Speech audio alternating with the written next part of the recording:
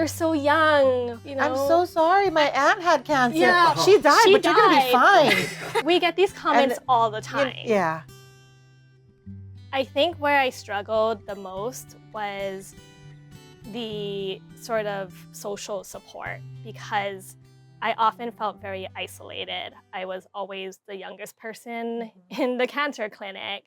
I didn't know anyone my age who had breast cancer or who had been through treatment. I knew a few people, aunties and friends of friends here and there. Most of them were in their 50s or 60s.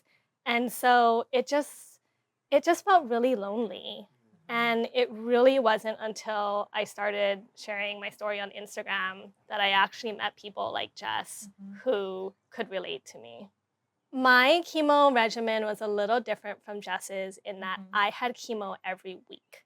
So every Friday for 12 weeks straight, I went to chemo. I think I might have skipped 1 week because my platelets were down. But because I was going every week, the type of chemo drugs and pre-treatment drugs that I had did include some bursts of energy, maybe for the first day or so, but then it would wear off and I would get really tired. I'm what they call HER2 positive, which is a very specific aggressive type of breast cancer.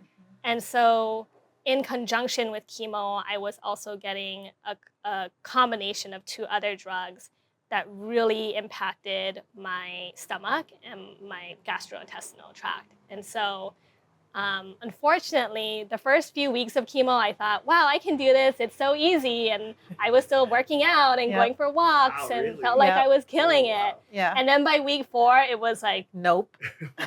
Everything's not what I thought. It's so difficult. I could barely get out of bed. And then just as I was feeling better, I would have to go back to the cancer center and get chemo again. Yeah. It's a lot. It's a lot. Especially when you are a younger individual with cancer, you have people who are, and they may be even people who are very close to you, coming to you and saying, you're so young, or I'm so worried about you. I'm so sorry. My aunt had cancer. Yeah, she died, but you're going to be fine. We're like, oh, thank you. We get these comments all the time. Yeah. Or you look so good for what you're going through. I mean, there are so many things that we hear every single day. And all the time. I realized that I was starting to feel like instead of being the one that would receive the comfort, I would have to say, oh, Auntie, I'm going to be okay. Don't worry about me. I'm so sorry about your friend who died. Seriously. It's all going to work out. Like, it's okay, right? And in doing that, you sometimes forget to focus on yourself. And you sometimes put off your own mental health and your own well-being. So when you meet someone who has gone through it or is going through it too, you don't have to worry about saying, it's okay, right? They get it. They know what you're going through. They know that it sucks, but then you can also get through it together. Yeah. Like you don't have to put on the brave face that's sort of expected of people going through hard things. And I did often talk about this toxic positivity thing because I'm a positive person and I love sharing that positivity, but I also want to be so careful to not be only that, because then it just adds to that myth that we all need to be so positive and brave and that's what's going to get us through and fight cancer, because you could also be miserable and still win cancer. You know, there's also no winning in cancer. So there's just so many different ways to spin this. But not having to put on the brave face for someone else is that relief you feel when you're with a fellow cancer survivor. And you're able to say also the other things that are kind of dark sometimes to other people, but are not dark to us because we've already looked at death and faced it and talked about it and thought about it within our own families and worlds. And we can say some of our fears in a way that will not send them running or have them so uncomfortable they don't know what to say back. And I get why someone else might feel that way. And I also don't want to put everyone in that position, whether it's a random coworker or a good friend of 20 years. Sometimes you can't really go there unless you truly have the time to go through. So it's just such a relief, a validation, a feeling of just they get it, and Yeah. we instantly get that with almost anyone in the cancer community. Even like all cancers, to be honest, there's just something that you just get it, Hmm. and connecting that way is so much easier. That Yeah. those first layers are already done, and you Yeah. can just go right in to the Yeah. deeper ones. I think as Asians, we grow up in cultures where it really is not encouraged to talk about the hard stuff in Yeah. life. And you want to make your family proud, you want to Mm. make your community proud, you Mhm. want to be a model student, a model patient, a model human being. And going through cancer and having those layers of expectation is a really weird experience. And I think owning that you cannot be okay for me has actually freed me from some of the cultural and societal expectations that Mm. I grew up with and that I continue to have on myself well into adulthood. You know, when you're going through something really tough, and you're feeling really down and really frustrated with the world, sometimes all you need is to see what you call a glimmer, which can be something as simple as a funny meme or a funny reel that you see on Instagram.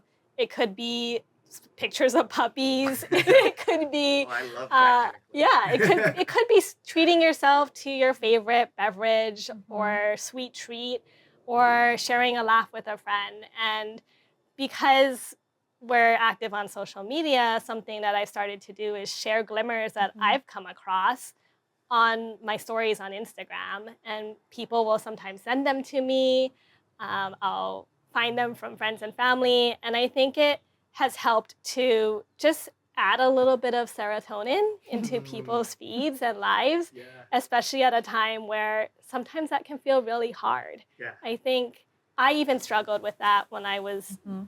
deep into my chemo treatment with just trying to find one good thing in every day. When you are feeling so sick and so tired Mhm. and so weak, it can be really hard to find the glimmers. Yeah. And so by sharing the glimmers, we just try to encourage people to see that bit of sunshine in their lives.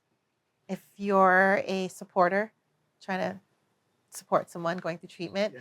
it's not just about only talking about cancer, right? Literally just sending a funny meme Mhm. can just make our day a little better. And that little glimmer of something fun just reminds you like why you like living, like just a little fun, happy thing is good. And it's just so nice to have those.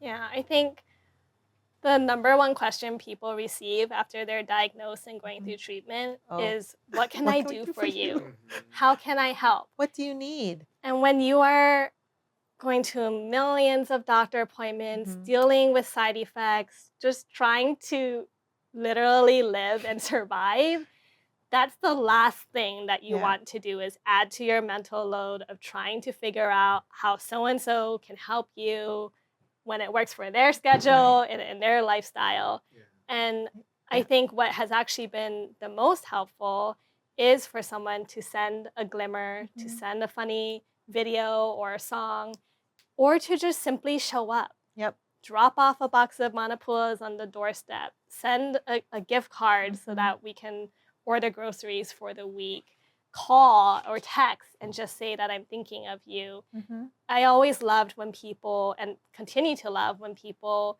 instead of asking me to figure out how they can help, just, show up for you. Yeah, because we already feel pretty bad, like to be the one sick person going through all this stuff and then be Yeah. like, oh, and here's all the ways you could help me. Like, there's no way. Not Yeah. only could I probably mentally not do it, I'm not going to do it. But it'd be really great if someone who's trying to help someone else can just do it. Um, some more examples, like drop off a smoothie because they probably will like it. And if they can't, they can just freeze it and have it later. Drop off some soup If they can't eat it now, they can heat it up later. Like, you don't have to always just ask, is now the right time? Although it's helpful to maybe text if you want to Yeah. see them, but sometimes they can't see you Yeah. and you're literally just dropping something off. Mm-hmm. Or just offering to do the things if you're close enough to a cancer patient that you can do helpful actions like acts of service, right? Like walk their dog, Mm-hmm. take their kids to the park, Mm-hmm. just check in with their own caregiver because their caregiver doesn't always know how to ask for help and help that person. Those kind of things would be super helpful. Yeah. But it is like it's not just asking how you can help. Yeah. And those are things like cancer patients together. We talk about that and it's just we get it, you know. But when there's moments like this when we can share that with others, maybe that little tiny message will reach and make the lives a little better for other patients going through it and other supporters who want to truly help and are meaning such good things behind it, but just don't know. I think the other piece is Jess talked about toxic positivity, and something that I always appreciated was when someone would say, "This really sucks." Instead of trying to say, "You can do it. You're so strong. You inspire me. Hmm. We're gonna get through this, and you're gonna be feeling so good when this is over."